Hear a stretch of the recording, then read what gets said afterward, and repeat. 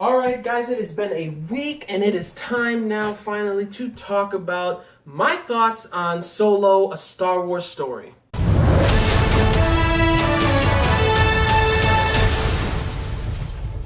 Now for this video, it's going to be more of like a rambling kind of review. I'm probably going to go back and forth from things. So I'm not going to really edit. I'm going to try as much as I can not to edit because I'm really tired right now. It might be because of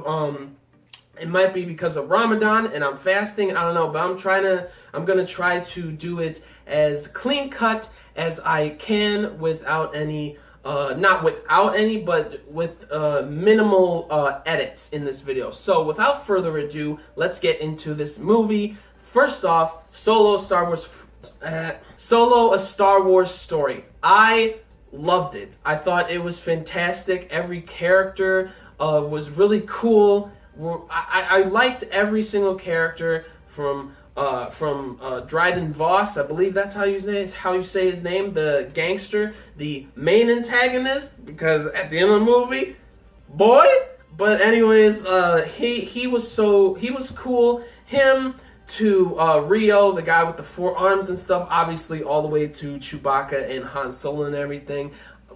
Like Donald Glover, awesome as Lando. He was so good. He sounded like in the beginning. He sounded just like Lando, just like Billy D. Man, oh my gosh, that was great. And his robot, his droid, was amazing. L3. She was probably, I think, the funniest character in the movie. And like Alden as Han Solo was great. He did such a solid job. Everybody was so worried when he was casted as a young Han Solo, not as a young Harrison Ford, as a young Han Solo. He did such a good job with like the character's charisma.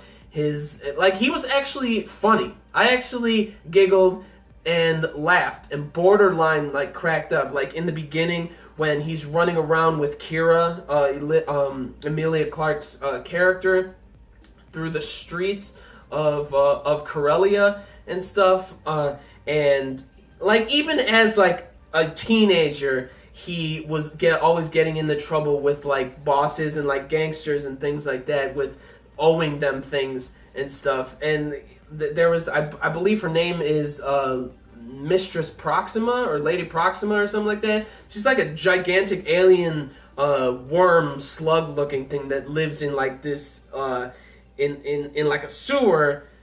In like this some kind of like liquid or something. She comes out and she's telling Han like, where, like, what did you do, like where are my, I forgot what he was going for her or something, but he didn't have it obviously, and he takes a rock and he pretends it's a bomb and he goes like, he makes that noise like it's about to go off or something, and then she's like, what are you doing, that's a rock. Like, I know you just made that noise with your mouth. I thought that was pretty funny. It really caught my eye. That was hilarious. And Kira, Emilia Clarke's character, Kira, it's really cool to see Han with a different girl. Like it basically his first love interest besides Leia, which was really cool to see. But, like, whenever they were, like, making out and stuff, that's, like, not a little too much, but, you know, like, the kids who want to see this movie, man, they were really getting into, like, the making out and stuff like that. They were really trying to sell that, which was kind of funny. I kind of giggled at it. I was like, whoa, because my mom was watching the movie with me. Also, she loved the movie, and I turned around like, whoa. I was looking at her like, whoa, this is, like, a little too much, like, hardcore making out or whatever. But yeah, her character was really cool, and to see her develop through the movie was awesome and stuff. I talked about Lando, talked about L3 and stuff. Oh yeah, and the thing is, like, I watched some reviewers and stuff saying that like it wasn't good quality and stuff. I don't know what the hell you guys were watching, but it felt like a outer space Western Star Wars movie. It felt like a real Star Wars movie, and I loved it. And like all the Easter eggs that reminisced or reminded me of Star Wars The Clone Wars, like the TV series, with like name drops of like bounty hunters and stuff like that. And I forgot the bounty hunter. I think her name is something Sings. Singh, or I think. But yeah, Bosk was mentioned too.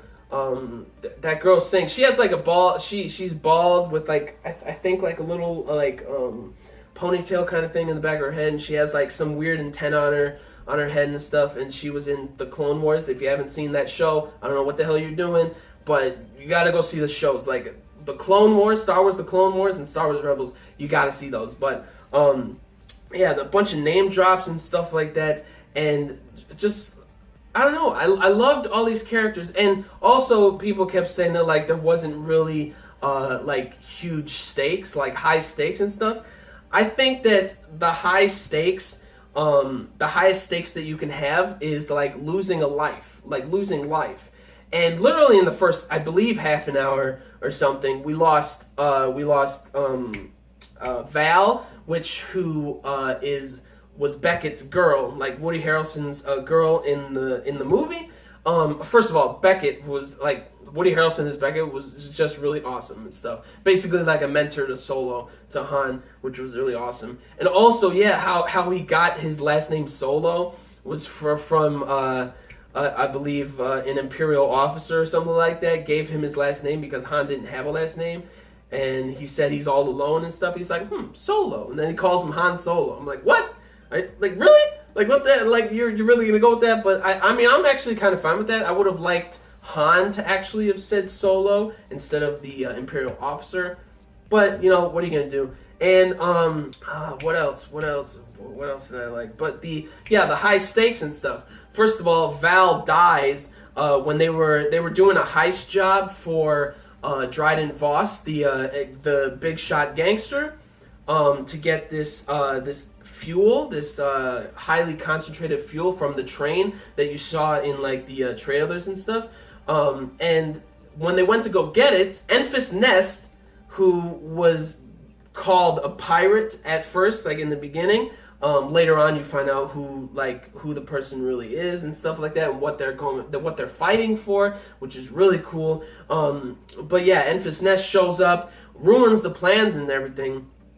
Rio, who was played by Jon Favreau, the guy with the 4 arms, he gets shot in the arm while a bunch of like Enfys Nest like pirates are going into the ship that they were bringing the cargo on, and Rio is driving it, right? And they infiltrated like the ship, whatever, and they shot Rio, and he dies. And then Val dies. She basically blows herself up to like blow up the bridge, so they can get the objective done, the mission done, with the fuel, with the energy fuel, the high concentrated fuel for Dryden Voss. And it still fell off of the ship.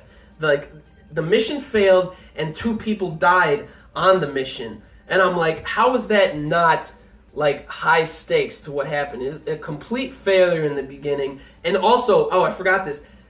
The way that Han meets Chewbacca is, I thought was really funny, because Han is thrown into this cell thing, basically like a pit, kind of like what happened in Return of the Jedi with Luke, when he's dropped in the Jabba's like pit, and the giant Rancor like comes out, wherever.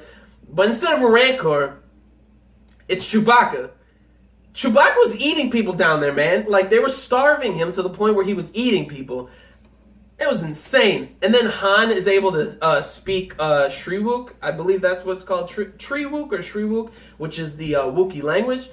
I thought that was like really funny. He's like, Chewbacca's like throwing him around and stuff like he's a rag doll, and he's about to sink into the mud in the pit, in the cell.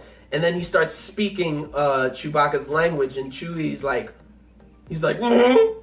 which was really cool. And then that's basically, he saves Chewie like that by destroying this bar in the middle that caves the cell in and everything. I thought that was like super cool. I love the way that they that they showed how they became close in the beginning, and it was hilarious how Chewie just throws Han out of the cell, which was funny, and they were chained up and everything. That whole scenario was hilarious. I thought I was just cracking up. So that's how they met. The first heist that they did for Dryden Voss didn't go so well. at all. Literally, it was terrible. And then, like, this was like 3 years after Han and Kira were separated, because Han was able to get out, but Kira wasn't. And 3 years later, he meets her. She works for Dryden Voss, the gangster, which was crazy. And so they meet there. Dryden's pissed. Dryden's pissed off, which, like, Paul Bettany playing Dryden Voss was really cool. When he was getting angry, I don't know if it was the CGI on his face or not, but whenever he got angry, like, the cuts on his face grew, like, larger. He might be half alien or something like that. Half alien, half human kind of thing. But yeah, it's really, and he is also like an art collector, like what's his name? I'm blanking. Thrawn, like Thrawn, in which, like, he collected like a Mandalorian armor and everything. And also there is a Sith holocron in the background of his office. Like, if you looked around, it's like this giant looking pyramid. That's a Sith holocron. And I thought that was really cool. And also his weapons were really awesome and everything. And also the Kessel Run that went down was really cool. We got to see, I don't think in the movies we got to see an actual, like, space monster or creature and stuff. But we got to see it during the Kessel Run. And I thought the Kessel Run was really cool because they were going to get, I believe, unprocessed fuel for Dryden. Because, you know, they failed the first time, so they're like, oh, we'll get you the unrefined fuel, like fuel and everything. And so he agrees with that, and then they went to go get it. And L3 and Lando, oh yeah, and also Shabak, when they were playing and stuff, that whole banter with them was hilarious, with Lando and Han, and Chewie was with him and everything. And it's funny because he didn't even actually win that part to get the Millennium Falcon. And it's kind of funny that he knows that Lando cheated. He had to have cheated. That was really funny, like, finally at the end that he messes with Lando. He takes the, like, it was great. That whole part was really funny. But the whole Kessel Run thing was really cool because we got to see another thing that happened in, like, the Clone Wars. I believe they're called the Pikes, who are, like, basically a clan, like a mining clan. They excavate and mine, like, fuel and things like that. And they went there to, like, Lando, Han, Kira, Chewie, L3, and Beckett. They all went there to get the unrefined fuel so then they can go give it to Dryden. Or actually, first they have to go refine it first, because if they don't, it's going to explode. So they go to get that, but before that, L3, like, when she does, like, she basically makes a droid revolt or revolution at that place, at the mining facility. And I thought that was hilarious. Like, she's like, freedom, I'm so glad I took this job and everything. I'm so glad we took this job. She was the icing on the comedy of this movie. She was fantastic. Like, but the sad thing, like, a few things, like, I choked up in this movie was that Lando and, first of all, Val dying, and then Beckett, like, screaming and everything, like, that didn't choke me up, but it was actually, it got me in the feels a little bit. And this part, when L3, when she, like, leaded the revolt and everything of, like, the droids, like, giving them freedom and stuff, she gets shot. And then Lando sees that, and he freaks out and runs towards her. And as he was running towards her, like, the way he's, like, dunking under everything and grabbing her and, like, just holding on to her, like, I didn't tear up. I choked up, and I thought that was so emotional and, like, sad and everything. And Chewie with all of the, like, there was Wookiees also at that mining facility that Chewie saw, and he's like, I have to go, like, he looks at Han, he's like, I have to go save them. Han's like, all right, I'll see you, I hope I see you again, like, do what you gotta do, I hope I see you later. So then Chewie saves his people. Like, he basically goes, saves his kin, saves his people and everything. And, like, the way he's flipping everybody, oh my gosh, Chewie is a beast, and he isn't even a Wookiee warrior. He's considered a scrub from considering, like, all the other Wookiees and stuff like that. I thought that was crazy, and it was just cool to see more Wookiees in a movie. Granted, we did see him in episode 3, but it was really cool to see Chewie interact with them and everything, and then he's looking at the Wookiees and then looking at Han, seeing which way like to go, and he tells his Wookiee family, or like his Wookiee friends, that like his kin, basically like, you know what, I'm gonna stay with this guy, I'm gonna go with this guy. And then when like the head touch that Chewbacca did was just, it got me. It hit me right in the heart. I started choking up again. I thought that stuff was fantastic. And also, so they got the fuel and everything. They're headed out from the Kessel Run, and basically, and actually, it was 12.4 seconds or something, or parsecs, 12.4 like parsecs or something, rounded down to 12 seconds. That's what Han did, which I thought was kind of funny. And also, so since L3, the way she's like, what's happening? I don't know what's happening to Lando while he's holding her, like while she's going out, and then Lando, oh man, I'm getting like a little emotional again, but Lando's face, Donald Glover's face, he really sold that whole scene. Like, it was sad and emotional and stuff. And then they add her navigation system, best in the galaxy, that's what like Lando said. And since she died, basically the droid died, they took her navigation system and put it in the Millennium Falcon, and now she's part of the Millennium Falcon, which is so cool that she lives on in the Falcon. And also, if you saw, I believe, episode 4, I believe, A New Hope, when C-3PO is like, I don't know what kind of language, but your system, like your ship's system, has a very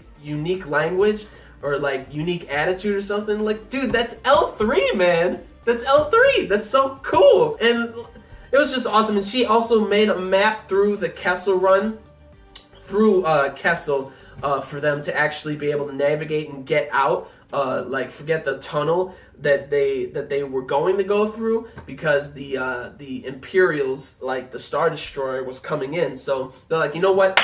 Boom. They're not gonna take the trail. They're gonna go right into like the hazardous part and everything. I thought was crazy. But L3's navigation was giving them like a map to like go around and go through to get out of there. And then we saw the giant alien creature thing that was coming, and just to see, and also there was like some kind of gravity well or something like that was sucking in the alien. And bro, like that whole thing it wasn't the speed of like them getting out. It wasn't that speed. It was the navigation and the pilot of the ship, of the Falcon, and that was Han and L3, man. If it wasn't for them two, that they would have been done in. They would have been done.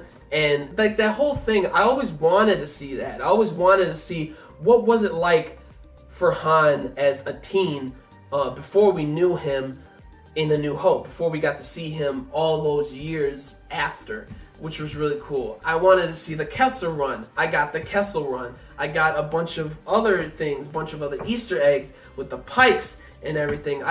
There's so many Easter eggs that were going on in this movie that I really loved. Now let's get on to the ending. Like, first of all, Kira started fighting Dryden Voss. Like, there was like 3 or 4 different twists at the end with Beckett betraying Han.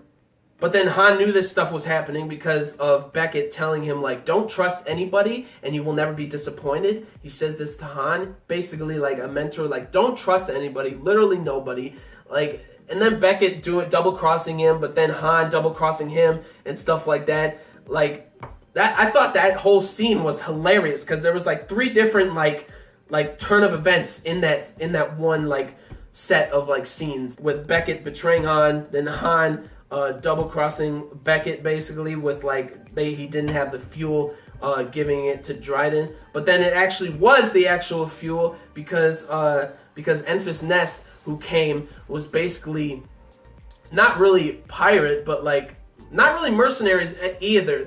They're helping the start of the rebellion, which I thought was really cool. That's why they wanted the fuel, so they gave them some of the fuel, Enfys Nest's crew some of their fuel, and then Beckett was going like double-crossed Enfys Nest, but then Enfys Nest didn't even have the fuel and stuff, and the person that they were going to, that they thought was Emphas Nest, wasn't even Emphas Nest. It was one of the villagers, and like everybody was like, I'm like, what is going on? Because there's like 3 or 4 things that are like swapping that like didn't happen, and things that did happen. Like, bro, that I thought that part was like one of the best parts of the movie. And then Emphas Nest's like weapon was awesome. I want that staff. I want that spear staff. That, oh my god, it was so cool. Yeah, the whole thing was really awesome. And then at the end, Kira actually killed Dryden Voss, and then Dryden, like, I think she becomes the new head of like his gang, or his crew, I believe. And at the end, that cameo of Darth Maul, oh my gosh, like I freaked out. I saw the metal leg. I heard the voice of Sam Whitner, I believe, who does the voice of Maul in the Clone Wars and in Rebels, and seeing Ray Park sitting down while it's Ray Park as Maul, and then the voice of Maul was Sam, and I'm like freaked out. He got his lightsaber, the one that I'm pretty sure he killed a few, or he killed an Inquisitor to make a new lightsaber. And Kira is under Maul. Like, she basically obeys him. Because, I mean, you do not want to betray Maul if you know who he is and what he does. Like, that was insane. Like, I thought that was like super cool, and it also leads into possible like more movies, like maybe a Maul versus Vader fight, because in Star Wars Rebels it kind of leans to the fact that he confronted Vader at some point. So if we get a movie with Maul fighting Vader, I'm gonna lose it. Like I like him starting Crimson Dawn, the big like criminal organization of Crimson Dawn, and then he fights Vader at the end, and that leads him to Malachor, and that leads to like what he is at Malachor during Star Wars Rebels. That would be amazing. And that's how it ends, with the ship leaving. Kira is like, I'm sorry, I can't have you involved in this. Like, that you can tell, like, she's like, Han, I'm sorry, like, she didn't betray him. She just doesn't want him to be involved with Darth Maul, which I completely understand. But Han might think that like she betrayed him, but you know, she's just really looking out for him. Possibly could be like a guardian angel to him, just like watching over him or something. And also that like he shot first, killed Beckett, man, because Beckett was going to shoot him, was going to kill him. Crazy stuff. That's how like it ends with Han and Chewie talking about like, so I heard this guy, because Beckett talked about how this big shot gangster who's talking about Jabba the Hutt has a couple of like jobs for him, and since he killed Beckett, Han's like, you know what, maybe I'm gonna go see Jabba the Hutt, and that's how like he meets Jabba the Hutt and everything. Obviously we didn't get to see the Jabba the Hutt, but that was the end of the movie. I thought the movie was great. The music was great. The quality was great. The stakes, I consider them to be pretty high because a bunch of people were dying. Like Val and Rio in the beginning, they failed the mission and they both died. And then the second time they were going to get the unrefined fuel, L3 dies in the beginning when they were about to leave with the fuel. And Lando is tearing up and everything, starts crying. Well, not starts crying, but like, you know, he's really depressed because of what happened. And she becomes part of the Millennium Falcon. Her navigation system becomes part of the ship. I thought all of that was great. All of the Easter eggs, from like the Mandalorian armor that Dryden Voss has to the Sith holocron that he had, and also the weapons that he had, reminded me of the Praetorian Guards from The Last Jedi. It was just awesome. And then the name drops of like bounty hunters, like I keep forgetting her name, but something Singh, the girl from the Clone Wars. And then, what's his name? Bosch, who was another bounty hunter, him being mentioned. And then Darth Maul at the end being thrown in there. was just the icing on the cake. I thought this movie was a fantastic addition. I think that the marketing of this movie definitely could have been a lot better than what it was, or than what it is. But overall, I still thought the movie was fantastic. And yeah, I loved it. I loved it. As a Star Wars fan, I thought it was just some great stuff to see Han's early days. But what do you guys think in the comments down below? Leave down in the comments your thoughts. If you didn't like it, oh well. If you did like it, you know, good on you, just like me. But like the video if you agreed with the things I said. Like the video, you know, if you saw the end of the video, like what I'm talking about right now. And subscribe to my channel for more reviews, vlogs, unboxings, live reactions, and theory discussion videos, and things like that. So gentlemen, stay classy, ladies, stay sassy. Star Wars stuff, Star Wars videos, things like that. So, gentlemen, stay classy, ladies, stay sassy, but most importantly, everybody, you gotta stay a little nasty, alright? So, peace and love. And I will see you all later with the next video. Peace out, and may the Force be with you always.